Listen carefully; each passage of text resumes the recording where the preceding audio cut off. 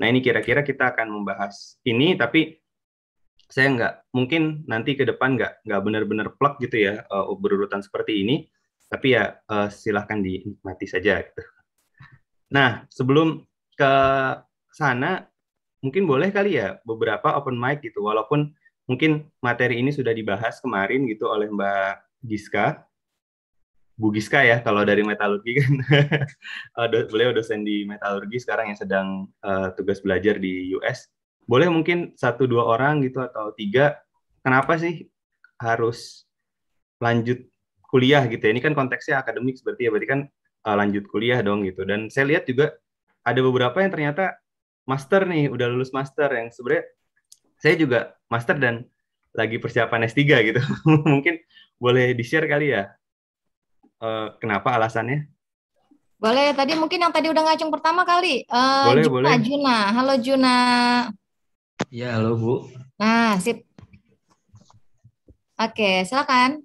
Juna, boleh kamu share apa sih yang alasan kamu mau lanjut S2 ya Bang ya? Ya, mungkin S2 atau jangan mau S3 langsung. Mau langsung ini ya, bukan double degree ya. Apa namanya? Fast track ya? Iya, boleh mungkin cerita, Juna. Juna kamu angkatan berapa nih sebelumnya? Saya baru menginjak semester 7 sekarang, Bu. Oh, Gitu. tingkat akhir. Ya, Setelah lulus rencananya mau ngapain nih Junan? kalau setelah lulus saya ingin lanjut studi S2, Bu, di Australia, ngambil K3 industri di sana. Wow. Oke, ya Oke, baik, baik, baik. oke. Apa kenapa alasan kamu pengen lanjut S2 lagi? Maksudnya langsung S2 ya? Iya, Bu. Alasan saya mengambil lanjut S2 itu karena kita di usia muda ini masih bergairah sekali untuk belajar gitu, Bu. Beda Hmm. dengan yang mungkin sudah berkeluarga atau apa, masih bingung nanti mengatur waktu juga, ekonomi dan lain-lain, masih memikirkan hal lain gitu, Bu. Beda dengan yang masih single gini, pasti gairah belajarnya akan lebih tinggi gitu. Terus nggak Nah, banyak tanggungan juga gitu. Jadi mumpung masih ada kesempatan dan ada kemauan untuk belajar, ya ya Kenapa begitu. enggak gitu ya? mantap, Iya. mantap, Siap, siap. mantap. Baik, ya Baik. udah nggak apa-apa. Baik, Tadi baik, baik. ya terima kasih Juna ya. Jadi memang salah satu tujuannya mengisi masa muda dengan berbagai macam pengetahuan gitu ya. Makanya Iya lanjut benar, studi Pak. ke S2 gitu. Oke, ya itu ya nggak masalah ya, itu alasan yang bagus gitu ya, mencari ilmu, nambah ilmu selagi masih ada kesempatan. Oke, nah terus kita lanjut ya. Tadi makasih udah ada yang sharing gitu ya. Jadi saya dapat gambaran gitu seenggaknya, oh ternyata motivasinya itu untuk ikut acara ini karena memang ingin lanjut kuliah, dan lanjut kuliahnya juga tadi jelas gitu ya alasannya, ya bukan kenapa ikut acara ini, wah karena kosong aja Pak gitu. Terus kan ya mumpung ada CDC gitu kan, terus ngisi, terus ya udah gitu kan. Nah, sebelum ke lanjut ya, kan tadi udah jelasin alasannya. Nah, kalau konteksnya terkait dengan CV nih, resume sama portfolio, pastinya udah pada tahu kan eh, maknanya, atau at least pernah dengar. Dan kemarin juga CDC juga minta kan ya untuk mengumpulkan CV atau resumenya gitu ya. Nah, boleh share nggak sih dari pengetahuan kalian gitu, dan yang udah dikumpulkan sebenarnya yang kalian tahu tentang CV, resume, dan portfolio itu apa? Andika Oke, menjawab. yang lain ditunggu boleh, silahkan. Oke. Nanti Si Andika nggak ada temannya, Andika kasihan ya. menjawab. Si resume adalah riwayat pengalaman lebih singkat, biasanya Hmm. 1 sampai 2 halaman. Oke.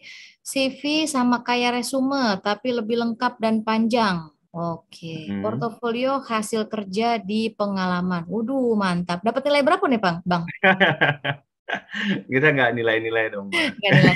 Lagi hari Minggu kan ya. Boleh, boleh Oke. silakan yang lain, biar Jadi, nggak sendirian nih di chat nih. oke nih, Hmm. Kausar mana Kausar yang namanya Kausar? Ada namanya Kausar Iqbal, bisa open mic.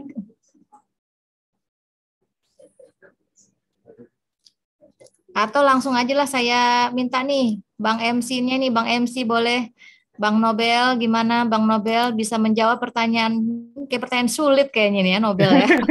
Oke, Nobel bisa jawab nggak tuh tadi pertanyaan dari Bang Nadif tadi? Apa sih bedanya CV, resume, dan portofolio? Tuh bener Bang, pertanyaannya susah Bang, mikir Bang.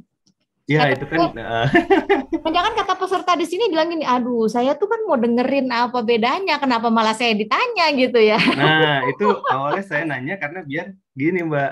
Oh, ternyata kalau misalnya udah tahu, saya berarti nggak usah ngomong Oh gitu. baik, itu ternyata trik Atau ya. mungkin taunya setengah, nanti saya mungkin sharing yang setengahnya lagi gitu. Oke. Kalau ternyata nggak tahu sama sekali, ya udah kita bahas bareng-bareng gitu. Kayaknya, kayaknya pesertanya langsung memilih, baik saya tidak tahu jawabannya.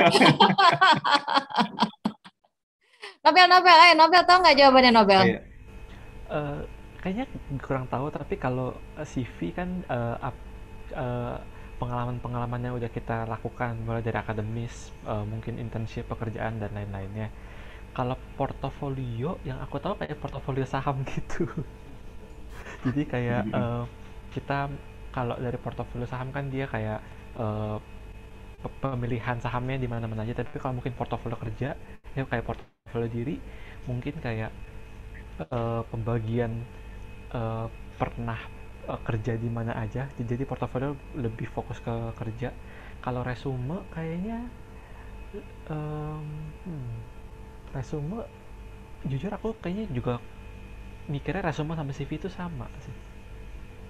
Itu sih Mbak. Oke, Berapa? ini honest answer nih Bang, jawaban Iya. yang jujur. Ya. Makasih ya. Agak surprise nih jawaban dari portofolio, dia langsung top mind-nya itu adalah saham ya. Iya. Mungkin Nobel ini pialang saham kali. Mantap. Portofolionya banyak. Oke, Iya, oke. iya. Baik. Ya, jadi Makasih memang banyak ya Nobel ya, ya. makasih. Ya, jadi memang kalau search mungkin ya di Google portofolio memang konteksnya banyak yang ke saham karena memang istilah itu juga dipakai banyak di itu ya di sekuritas gitu ya, saham.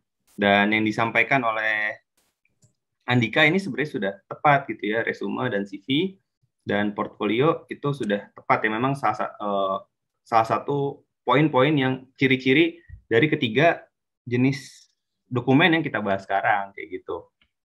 Nah, kan di sini jadi saya udah tahu ya, oh ternyata Andika taunya itu memang resume itu singkat gitu kan, 1-2 halaman, CV mirip dengan resume tapi yang lebih ekstensif gitu, lebih lengkap, dan portofolio itu hasil kerja. Terus juga ternyata tadi Mas MC gitu ya, oh resume CV itu ternyata kayaknya sama-sama aja gitu kan. Nah ini kan jadi, oh ternyata memang masih ada split knowledge gitu ya antara kita gitu kan. Jadi ayo kita coba belajar bareng-bareng gitu ya. Ini pun saya juga sharing berdasarkan pengetahuan saya gitu, dan kalaupun nanti ternyata teman-teman di sini punya pandangan tersendiri, silahkan disampaikan gitu ya. Karena memang kalau saya coba search itu spektrumnya sangat luas gitu, dan terkadang sumber satu dan sumber lainnya agak kontradiktif. Nah, yuk kita bahas sekarang kali ya secara singkat sebelum kita ke workshop, karena biar nggak berlama-lama gitu di bahas teori ini.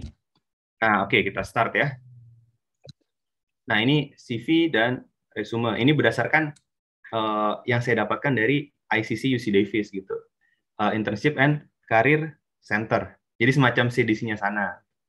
Nah, mungkin ada yang mau daftar ke UC Davis mungkin? Di para peserta ada? Oh, kita tanyain aja terus. Ada mungkin UC Davis atau ke US gitu, UCLA, UC Berkeley gitu, yang kampusnya Ridwan Kamil. Ada yang ke sana? Atau mungkin ke kampus yang Mbak Giska? Belum Washington, pernah ya? dengar Bang katanya. Oh, belum pernah dengar. Baik. Jadi UC Davis itu adalah University of California at Davis gitu. Jadi ini sekadar sharing sedikit ya. Jadi di Amerika itu kan memang ada beberapa kayak, bukan, saya nggak mau nyebut konsorsium tapi connection gitu ya, kampus connection. Jadi kalau mungkin yang terkenal itu kan Ivy League gitu kan ya, yang kampus top-topnya Amerika ya, apa Columbia, Yale, Princeton gitu kan ya, dan yang lain-lain gitu. Nah itu kan di daerah kalau nggak salah itu kampus-kampus Ivy League itu kan di East Coast gitu kan. East Coast kan, kalau Amerika kan yang kayak East Coast, West Coast gitu kan ya. Nah, East Coast dan daerah-daerah atas gitu kan, yang well developed. Nah, kalau yang UC itu memang di negara bagian California gitu, University of California. Nah, ada macam-macam di sana, tergantung kotanya. Nah, kalau ada UC Davis, berarti dia tempatnya di Davis. Ada UCLA, nah berarti tempatnya di LA gitu kan ya. UC Berkeley, di Berkeley, terus ada UC San Diego, dan lain-lain, saya lupa yang lain. Nah, itu memang ada UC Connection di sana gitu. Dan ya kira-kira seperti itu. Kalau di Eropa biasanya itu ada, kalau di Belanda ya, TU gitu, Fort Technological University gitu, ada Delft, ada Eindhoven, ada Wageningen, ada Twente. Nah, anyway, balik lagi ke sana, ke materi kita ya. Jadi kalau menurut ICC-UC Davis, kurikulum vitae ini sebenarnya istilah Latin gitu ya. Dan kalau diartikan ke bahasa Inggris itu course of life. Nah, sementara kalau resume ini bahasa Perancis yang artinya summary gitu.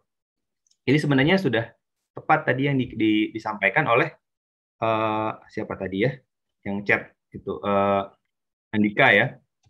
Itu secara gambaran memang singkat, karena summary singkatan ya 1-2 halaman, course of life lebih ekstensif gitu. Nah, namun di CV dan resume mereka juga sama-sama punya ciri-ciri yang serupa gitu. Nah, contohnya memang ditujukan untuk aplikasi pekerjaan atau aplikasi ke institusi tertentu gitu ya. Misalnya kalau kita konteksnya mau lanjut studi ya berarti ke kampus gitu kan. Dan harus stand out gitu kan ya. Jadi represent diri kalian gitu ya. Jadi memang memaparkan apa yang kalian sudah kerjakan dan apa yang kalian miliki, dan status kalian saat ini seperti apa gitu ya. Dan diharapkan kan memang yang diharapkan kalian kan lah ya, sebagai kandidat terbaiknya gitu kan. Dan memang kalau dari perspektif HR gitu ya, alat ini, dokumen kedua ini yang digunakan saat interview gitu untuk bertanya ke kalian gitu. Termasuk juga saat interview LPDP gitu. Kan memang disuruh ngisi ya kalau yang daftar LPDP itu poin-poinnya apa saja. Nah, namun saya tidak boleh menyampaikan isi wawancaranya. Sudah ada di perjanjian. Jadi, tapi ya memang itu juga diperlukan gitu ya. Di awal kan memang disuruh ngisi kayak gitu. Nah, terus juga tidak menunjukkan personal interest gitu ya. Jadi misalnya interest kalian, misalnya hobinya suka main kucing gitu kan ya, atau suka K-pop, itu sebaiknya tidak dimasukkan ke sana gitu ya. Atau suka apa gitu. Nah, karena personal interest-nya tidak dimasukkan. Tapi, nah kalau konteksnya ke akademik, bisa tadi research interest, atau misalnya field of interest, kayak tadi saya sebutkan, misalnya saya punya interest di bioreactors gitu, di biomaterials, di gate analysis gitu. Karena kan itu research interest. Atau misal ketika kalian, ini kalau konteksnya pekerjaan kan berarti kan field of interest, misalnya kayak oil and gas atau renewable energy gitu kan, biomedical engineering, maritime engineering dan sebagainya. Nah, lalu tadi kan persamaan nih. Nah, ini perbedaan. Nah, saya coba ngambil dari UC Davis, tadi juga CDC Princeton University, lalu ada beberapa yang juga di media-media online ya, yang sudah banyak mudah diakses lah oleh kalian juga sebenarnya. Dan mungkin juga kalian sudah baca gitu ya. Nah, yang pertama ini academic accomplishment. Ya, titik beratnya CV di sana ya. Nah, kalau di resume, kalian bisa menampilkan accomplishment juga, tapi juga harus dimuat dengan skills. Misalnya, kalau yang kita ngomong skill teknis misalnya ya, kalian bisa untuk desain Autodesk Inventor gitu kan. Atau misalnya SolidWorks. Terus juga untuk finite element analysis, misal kalian mengerti pakai ANSYS. Gitu. Atau misalnya Nastran-nya Autodesk gitu. Atau mungkin anak-anak Tekim dan bioproses gitu ya, ada multiphysics simulation bisa menggunakan konsol gitu, itu perlu dijelaskan. Atau misalnya programming kan yang sekarang lagi naik daun kan, penggunaan Python gitu kan. instead of MATLAB. Tadi beberapa saya ngelihat ada yang MATLAB ya, karena memang kan MATLAB banyak digunakan oleh anak-anak teknik gitu. Tapi ya itu juga bisa dijelaskan, termasuk juga Python gitu ya. Karena memang arahnya kan sekarang sepertinya udah mulai bergeser tuh, kalau kita bicara skill programming, banyak yang sudah mulai menggunakan Python karena selain dia library-nya banyak, dia juga punya dia juga free kan ya, dia open source gitu, jadi pengembangannya juga lebih pesat gitu.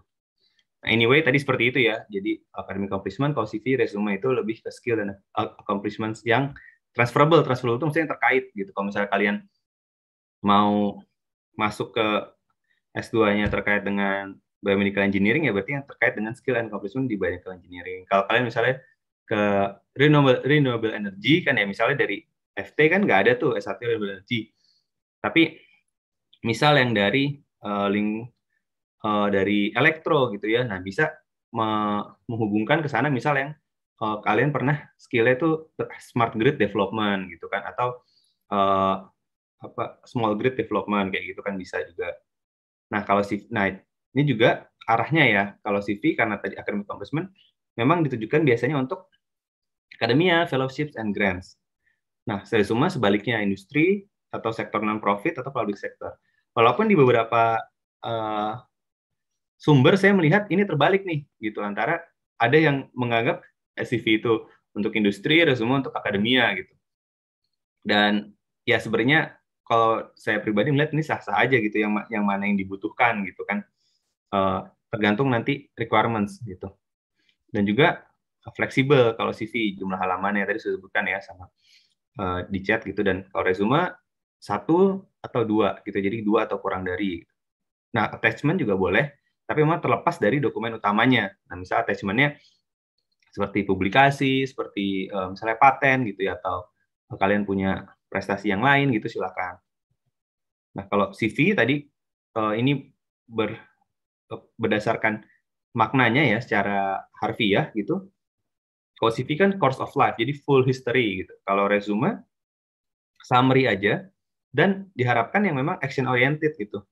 Dan matrix, misalnya kayak tadi kan terkait dengan skill-nya. Terus kalian bisa dengan titik-titik 5. Tadi kan contoh saya ngelihat ada yang seperti itu ya. Saya keahlian dalam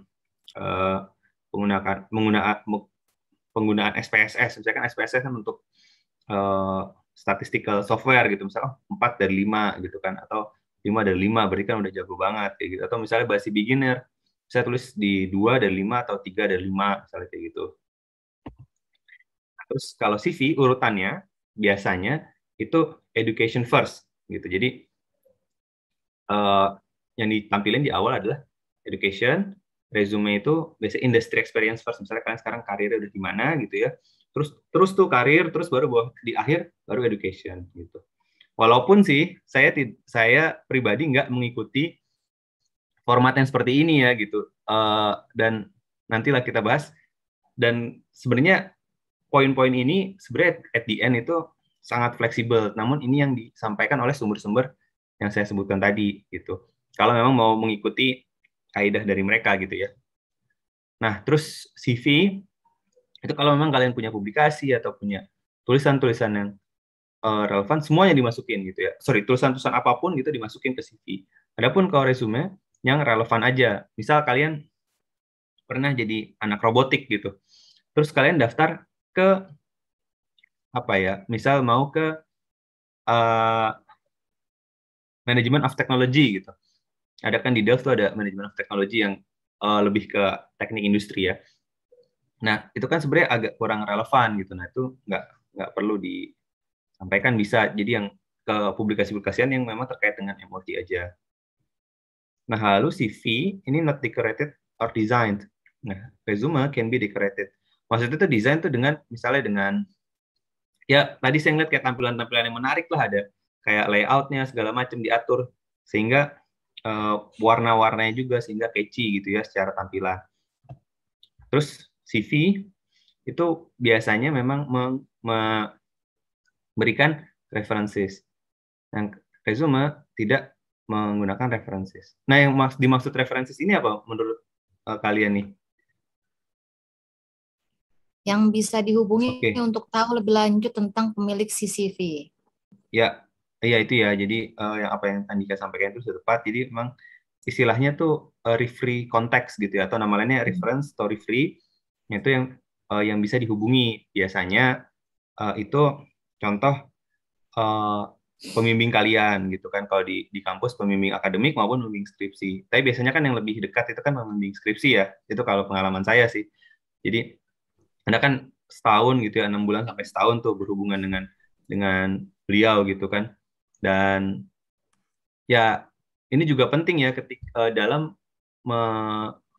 melanjutkan studi ya, dijalin hubungan baiknya dengan para pembimbing skripsi kalian gitu, atau pembimbing akademik gitu ya, atau dosen-dosen yang memang apa ya, jadi referensi kalian untuk melanjutkan studi kalian gitu, karena mereka bisa sangat membantu ya dalam proses penerimaan kalian di kampus terutama gitu.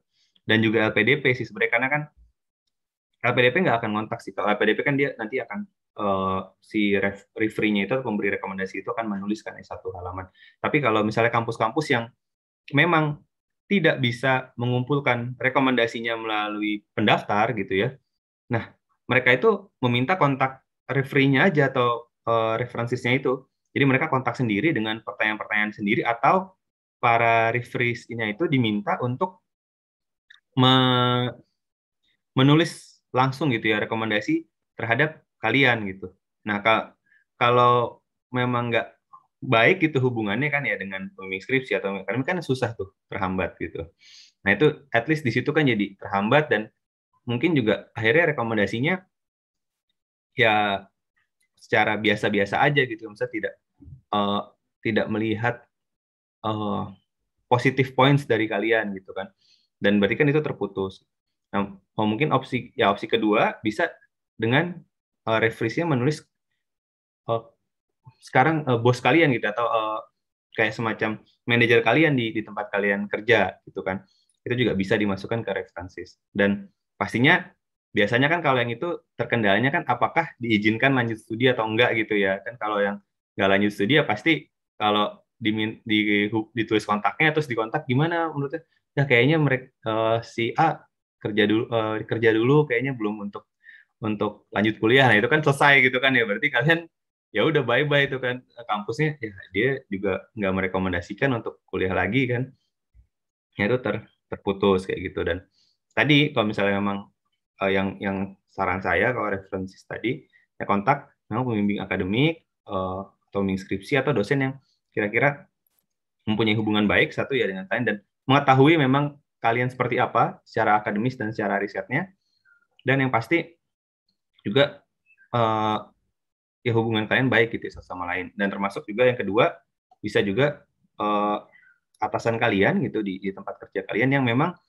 mensupport kalian dalam pengembangan diri di bidang akademik ini gitu.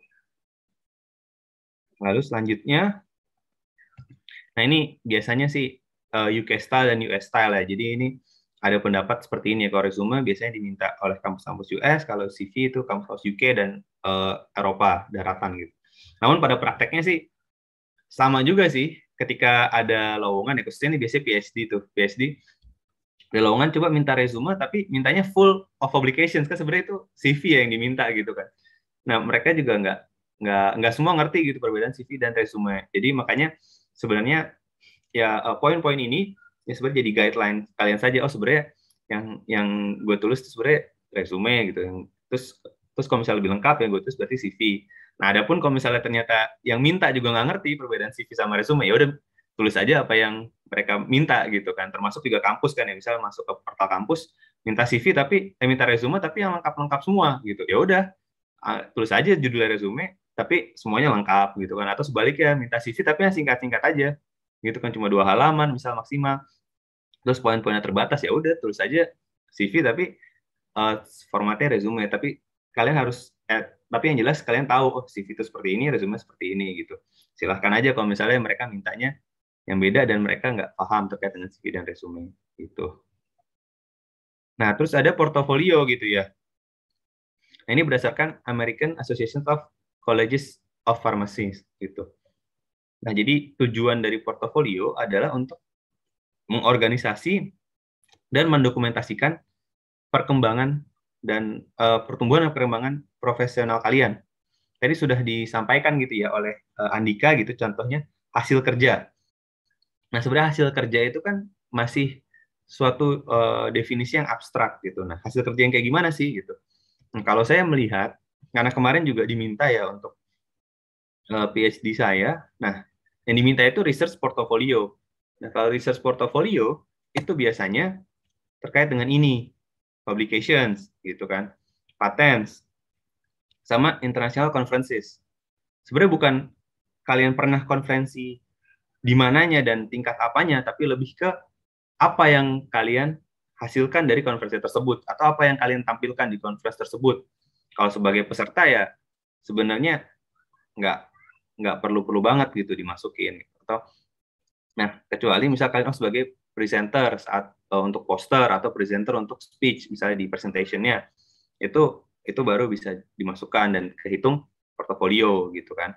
Atau prototype gitu kan, misal kalian belum beres nih publikasi atau patennya, bisa kalian tampilkan, oh ini saya sudah mengerjakan ini nih, misalnya membuat suatu alat untuk misalnya pemodelan jembatan gitu kan, jembatan atau pemodelan misalnya mobil dengan tenaga gas gitu. Nah itu silahkan bisa dikembangkan gitu.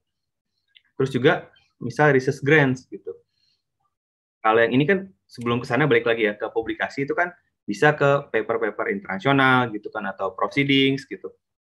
Atau termasuk skripsi atau tesis itu juga bagian dari publikasi gitu ya. Karena kan kalian akan mempublikasikannya di website UI ya gitu kan. Kecuali yang memang di embargo. Maksudnya biasanya tuh ada beberapa dosen yang menahan dulu tuh untuk publikasi untuk skripsinya dan tesisnya nggak dipublikasikan karena pengen dipublikasikan ke suatu jurnal internasional gitu. Nah kalau paten, nah ini juga saya lihat dosen-dosen FT sudah mulai fokus ke sana gitu ya, ke intellectual properties. Sebenarnya nggak hanya paten sih, tapi juga copyright gitu. Jadi lebih ke intellectual property. Misal kalian diajak oleh dosen dalam mengembangkan suatu tools, misalnya kayak alat bantu operasi, misalnya untuk kanker prostat misalnya gitu. Nah, terus diajukan patennya dan kalian dilibatkan dalam tim gitu kan. Kalian masukkan juga itu patennya walaupun patennya belum sampai terdaftar. Belum sampai tersertifikat. Masih dalam status terdaftar kan udah ada nomor pendaftaran. Itu masukkan aja ke portofolio gitu. Nah, terus juga tadi prototype jelas ya, misal belum sampai paten publikasi, udah ada foto-fotonya nih, tampilin aja di dokumen portofolio kalian. Nah, research grants, nah ini kan biasanya memang kalau mahasiswa tidak dapat ini ya, biasanya memang dosennya yang dapat, tapi kan mahasiswa dilibatkan gitu. Nah, kalian coba aja nanya, nah, misalnya udah pada lulus, Pak, Bu, skripsi saya dulu didanai hibah tertentu nggak gitu. Kalau boleh, bisa nggak saya masukkan nama hibahnya, lalu ini untuk portofolio saya sebagai anggota riset, gitu kan, anggota mahasiswa. Ini juga untuk memudahkan saya dalam pendaftaran beasiswa, gitu kan, jadi lebih banyak portofolionya itu sah-sah aja. Dan ya ngomongnya disampaikan aja tujuannya yang jelas gitu ya, dan nanti dosen yang menjawab. Mungkin ada yang dosen yang mau menjelaskan gitu ya secara rinci, mungkin juga enggak. Ya kalau enggak, ya nggak apa-apa. Misalnya bisa, atau ada yang bisa saya gunakan kah untuk juga menambah portofolio saya, itu coba didengarkan saja dosennya, nanti masukannya seperti apa, kayak gitu. Nah, terus juga yang menjadi penting, portofolio kalian, dan pasti kan kalau CV dan resume dimasukkan ke LinkedIn ya, itu juga dimasukkan tuh, misalnya kayak publikasi kan ada kolom publikasi, ada paten, dan lain-lain, itu dimasukkan juga ke LinkedIn gitu. Jadi ketika kalian men-submit CV kalian juga bisa meng-attach LinkedIn kalian gitu. Jadi walaupun ternyata misalnya diminta resume cuma 2 halaman, walaupun ternyata nggak lengkap gitu resumenya, kan emang resume kan terbatas gitu kan, 2 halaman doang. Nah si reviewernya itu bisa ngeklik di LinkedIn dan bisa ngelihat CV-nya secara lengkap gitu ya, termasuk juga portofolionya gitu. Nah, itu kalau LinkedIn kan secara umum tuh karir. Nah, bisa juga dengan ResearchGate. Jadi researchgate.net. Nah, saran saya sih kalau memang mau kuliah lagi gitu ya, sebagai berarti kan kalian akan jadi akademia gitu, akademisi di walaupun misalnya di fase kuliah kalian aja gitu, entah misalnya setelah lulus berkarir profesional itu silakan, tapi saran saya juga buat akun ResearchGate, karena di ResearchGate kalian bisa update publikasi kalian gitu, termasuk paten, termasuk juga proceeding dari international conference kalian kayak gitu, dan research activity. Nah, itu juga penting, dan ketika kalian memasukkan linknya di CV atau resume kalian, orang tersebut juga dapat melihat gitu kan, dan bisa ngeliat juga, oh yang dilibatkan tuh siapa-siapa aja penulisnya. Oke, siap, 10 menit lagi ya. Juga udah. Ya, itu. Nah, tools-nya yang lain, ini saya sebenarnya nggak, yang ini sih, yang kadang saya gunakan gitu untuk penulisan, biasanya sih research paper, tapi untuk menulis CV dan resume, saran saya juga pakai Grammarly aja. Ada yang gratis dan ada yang berbayar sih. Yang berbayar biasanya rekomendasi lebih banyak. Dan itu kalau sendiri itu cukup mahal ya, berapa ratus ribu subscription-nya. Tapi saya pernah nemu di Tokopedia, itu ada jasa penyedia Grammarly-nya. Jadi dia hanya beli satu akun, terus disebarkan ke berbagai orang gitu ya, itu cuma 80.000 dan unlimited gitu. Nah, silahkan cari aja tuh.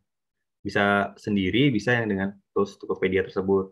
Nah, kenapa ini penting? Karena ya walaupun ya nanti daftar S2-nya di Indonesia juga atau S3 di Indonesia juga, media komunikasi akademisi itu kan sudah menggunakan bahasa internasional, yaitu bahasa Inggris gitu.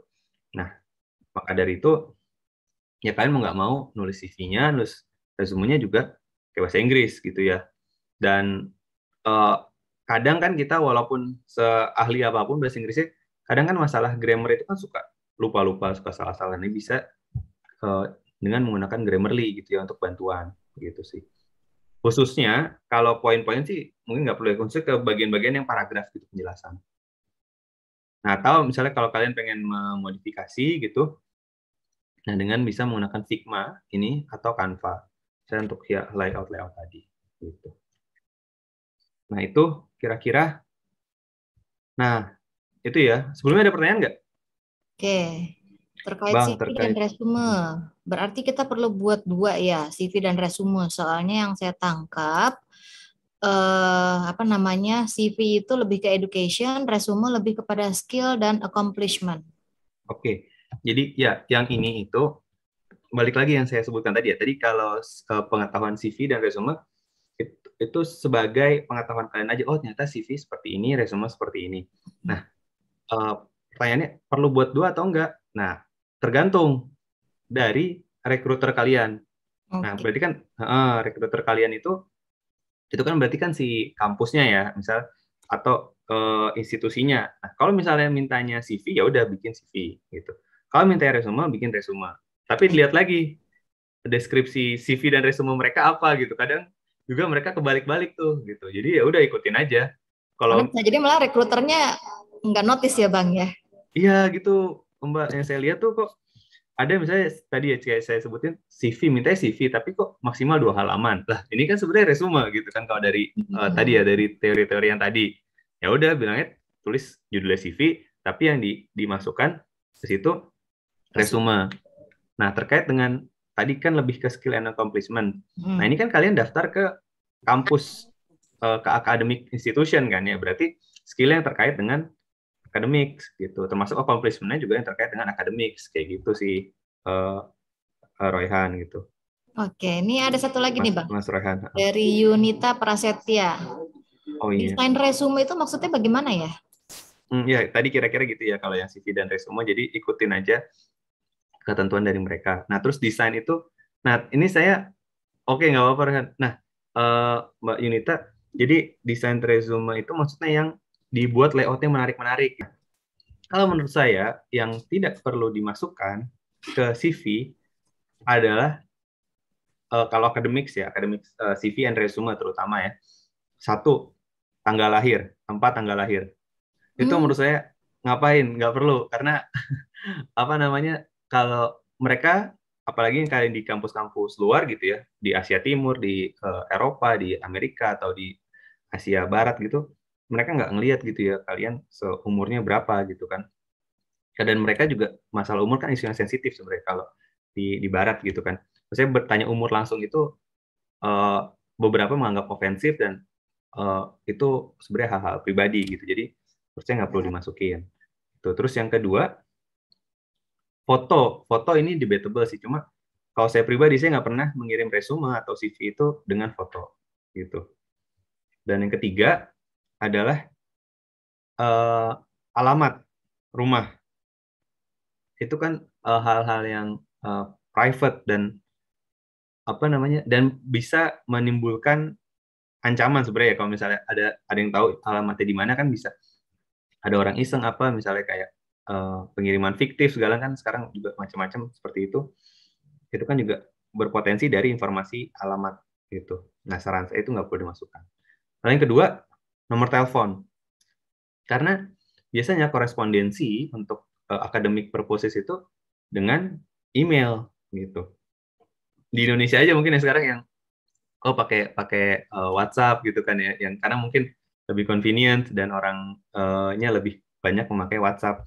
Tapi kalau dengan institusi akademik gitu ya, atau yang apalagi yang keluar gitu kan, karena mungkin sekarang yang peserta ini banyak yang pengen keluar juga. Ini informasi menarik nih menurut saya dari Bang Nadif nih ya.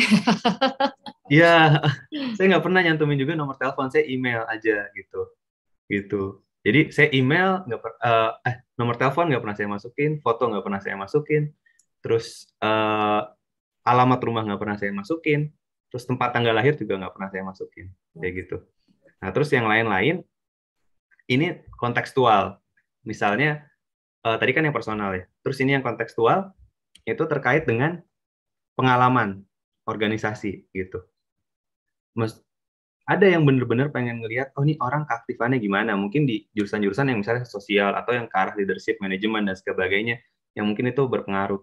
Tapi kalau misalnya ternyata yang memang research banget gitu, yang memang lab, kadang menurut saya itu jadi makan space aja gitu, terutama kalau diminta hanya 2 halaman gitu, misalnya kayak pengalaman di BEM, di IM, atau misalnya terima aktivitas di mana di luar, juara band atau juara apa seni segala macam, itu bisa dieksklud, bisa dimasukkan informasi-informasi yang lebih relevan gitu.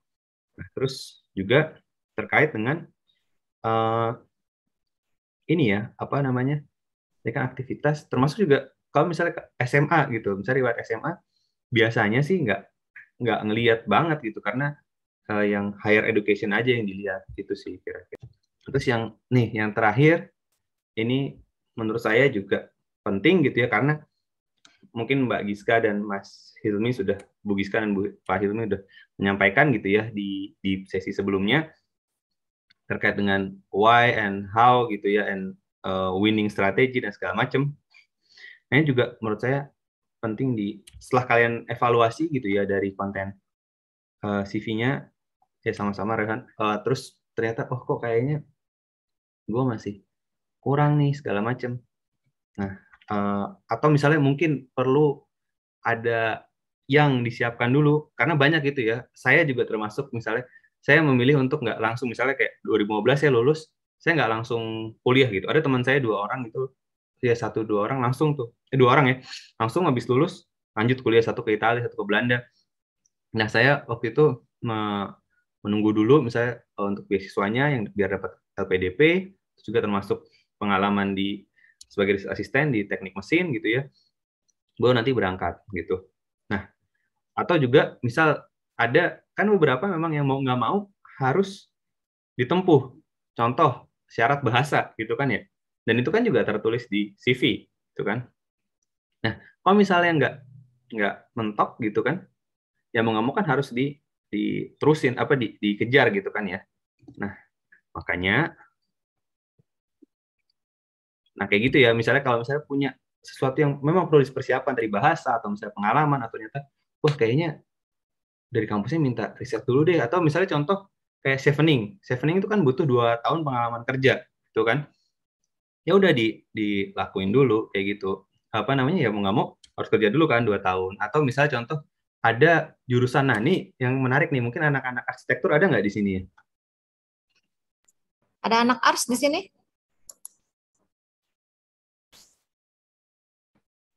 Karena biasanya kalau portofolio tuh ars tuh biasanya Oh iya, yang banyak dilihat banget banget tuh sebenarnya. portofolionya. Benar-benar portofolio ininya Hmm, ya, apa namanya, desain. Heeh, desain, terus iya. kalau ada miniatur-miniatur yang dibuat gitu ya Bang Betul, ya. betul.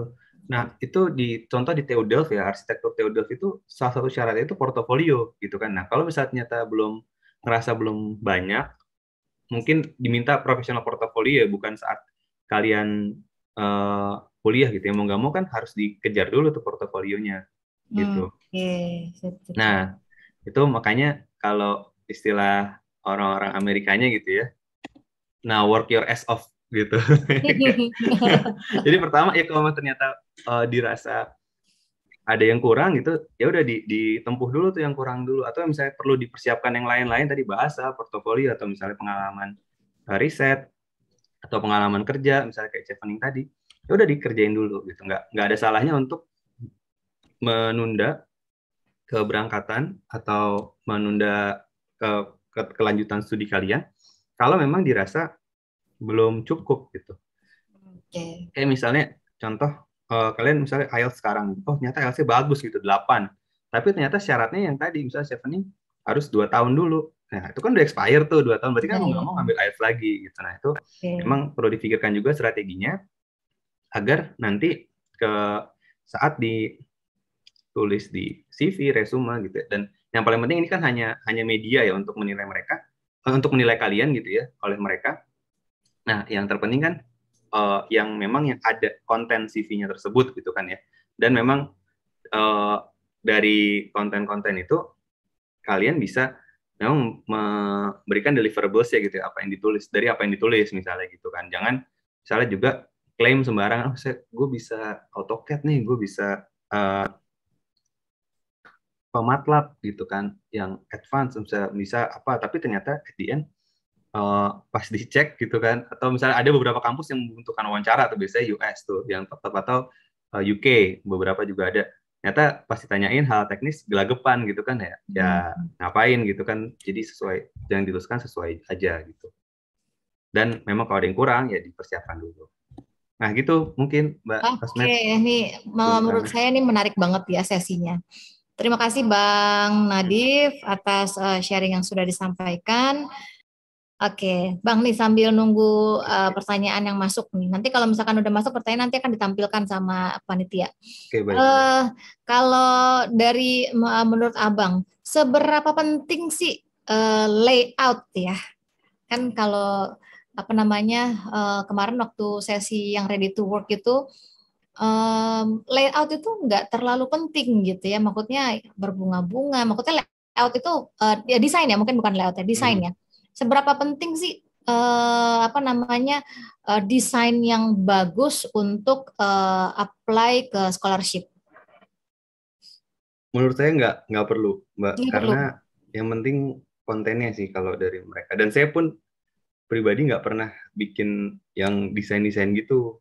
Nah, cuma nggak tahu ya kalau yang lain kan bisa beda-beda gitu kan, karena saya kemarin kan ke TU Delft, ke kampus teknologi gitu kan, dan sekarang juga memang fokusnya ke riset banget gitu ya, bukan yang misalnya ke manajemen atau ke yang lain. Kan banyak nih pasti, nggak, saya rasa bukan banyak sih, pasti ada aja tuh kan ya yang alumni teknik yang pengen ke misalnya ekonomi atau manajemen, yang ke arah-arah yang lebih ke sosial gitu kan. Nah itu saya nggak tahu konteksnya di sana, bisa aja butuh, bisa aja enggak. Tapi kalau yang di bidang yang memang masih core-nya teknologi, itu sih saya rasa enggak gitu. Oke, nih jadi untuk desain itu nggak perlu yang berbunga-bunga atau gimana gitu ya, yang penting apa namanya poinnya tersampaikan dengan baik. Nah ini di Slido langsung banyak tuh Bang pertanyaan. Iya ternyata banyak ya. Di chat malu-malu nih, anonimus soalnya. Iya, anonimus Bang. Jadi memang anak zaman sekarang itu low profile semua. Nah ini nih, bisa disundul juga nih pertanyaannya nih. Di pertanyaan yang disundul-sundul ini bisa ketahuan nih Bang. Nah itu makin disundul makin bisa jadi top question. Jadi kalau di chat itu Bang, cepet-cepetan. Jadi bahkan kadang-kadang ada quality question yang nggak kebaca karena mungkin baru di bawah Oh gitu. gitu. Ini saya Nah juga kalau baru tahu pakai nih, boleh slide, juga jadi nih saya jadi buat di kelas. ngajarin Pak dosen nih. Nggak apa-apa Mbak. Ini memang kita kan, saya jadi belajar juga di sini. Iya, iya. Ini saya juga belajar, Pak. Iya, iya, iya. Setahun pandemi itu banyak memberikan banyak manfaat kepada saya, Banyak, iya. terutama untuk online meeting. Sepakat ini jadi banyak Iya, jadi kita tuh malah jadi inovasinya tuh jadi malah di challenge gitu. Ini memang kelebihan manusia gitu. Ini udah ada 3 top question nih, dia ada 2 sundulan nih ya. Bang, saya kan suka buat alat-alat Arduino. Nah, Arduino atau coding gitu. Itu bisa dimasukin ke portofolio nggak Bang? Dan saran supaya menarik reviewernya gimana Bang? Ya, saran saya sih dimasukin aja. Jadi misal Arduino buat buka keran otomatis gitu kan, karena kan sekarang nggak boleh, misalnya pandemi nggak boleh megang-megang gitu kan, ada dengan sensor proximity misalnya pakai ultrasound atau misalnya infrared, masukin aja asal dijelasin gitu kan. Jangan gambar aja, ini portofolio terus gambar cuma jelasin alat keran otomatis. Ya reviewnya juga nggak tahu kan ya. Jadi cuma gambar doang, oke, tapi apa yang menarik gitu. Kalau misalnya jelasin, misalnya singkat aja, misal 1 paragraf kayak alat ini adalah alat keran otomatis gitu. Sistem otomasinya memanfaatkan teknologi Arduino microcontroller dan sensor jarak gitu kan. Nah, saya dengan tim disebutkan juga, jangan misalnya kalau kalian ngerjain berempat gitu ngakunya ngerjain sendiri, itu ya sebenarnya mereka juga nggak akan tahu, tapi kan itu masalah etika aja, dan once ketahuan itu bisa bahaya gitu ya kalau di akademik gitu ya, ngaku kerja bareng ngakunya punya sendiri gitu, matil misalnya istilahnya kan. Nah itu juga jangan ya, dijelasin misalnya saya bersama tim misalnya perlu juga misalnya tim dari misalnya elektro atau misalnya dengan teknik mesin dengan jumlah segini gitu berhasil melakukan ini gitu, dan metodenya tadi kan ya, jadi alasannya singkat misalnya untuk mengurangi potensi penularan COVID itu kan alasannya, terus metodenya dengan memanfaatkan microcontroller Arduino dan sensor jarak. Nah terus timnya saya dan 4 orang lain, terus outputnya apa misalnya dengan ini kami berhasil memasangkan alat keran otomatisnya di beberapa tempat, misalnya di kampus, di kos-kosan, segala macam, itu nggak apa-apa gitu menurut saya. Tapi yang jelas ada gambar dan ada deskripsi gitu. Jadi terbayang, oh ternyata nih orang bisa nih robotik dan sensor dan otomasi kayak gitu. Perlu juga nggak sih Bang dimasukin peran dia dalam portofolio itu apa gitu? Oh iya, maaf Mbak, itu juga penting tuh. Misal kalian sebagai sensor developernya gitu, bukan sensor sensor bagian sensornya, ada yang bagian sirkuit desain gitu, penting sih tuh. Oke, siap. Oke nih, langsung berubah nih posisinya. Ada 4 like di sini. Kalau ingin S2 yang beda dengan jurusan S1, apakah bisa minta reference dari supervisor atau user tempat kerja? Bisa aja sih. Nah jadi ini harus kalau gitu untuk supervisor itu atau mungkin reference itu untuk reference itu nggak harus yang basicnya itu akademik ya Bang ya? Akademik report gitu? Nggak harus, biasanya 2 Mbak yang diminta. Antara yang memang dulu akademik, ya pembimbing akademik atau pembimbing skripsi, yang atasannya yang sekarang gitu. Bahkan beberapa meminta atasannya sekarang kayak gitu. Nah, cuma ini kan meminta ke supervisor atau user tempat kerja. Ini saya bilang ini bisa tricky karena ini pengalaman juga nih, kan saya ada sama teman-teman yang mau daftar gitu. Jadi ada 1 orang yang mau daftar LPDP gitu. Nah, terus kan di kantornya itu belum diizinkan lah sama supervisornya untuk lanjut kuliah. Nah, dia minta rekomendasi. Nah, jadi kan loh kamu jangan dulu gitu kan, jadi malah ketahan gitu. Nah, sebelum memastikan tempat kalian meminta referensi itu, pastikan bahwa orangnya itu akan mensupport rencana kalian gitu. Kalau misalnya nggak mensupport jadi backfire, ya ngapain gitu kan gitu. Terus iya, dan memang kebetulan Dilahnya orangnya memang nggak mau resign di saat itu juga karena takutnya belum dapat kampus dan beasiswanya gitu kan ya. Jadi kalau misalnya nggak dapat, mungkin rencana dia, plan dia tetap lanjut kerja gitu kan. Dan nah itu kan juga tricky ya. Kecuali kalau memang benar-benar nothing tulus, ya udah gue memang pengen kuliah dulu deh, ya udah bodoh gue resign gitu. Dengan segala resikonya gitu kan. Nah, itu mungkin beda cerita. Dan saya mau resign, saya mau lanjut kuliah, misalnya saat itu boleh nggak memberikan referensi berdasarkan performa saya saat kerja. Nah itu mungkin supervisornya akan lebih nerimo gitu ya, karena oh ya udah dia konsekuen akan cabut saat itu juga gitu. Kalau misalnya masih main aman, ya dilihat dulu. Gimana gitu ya. Siap.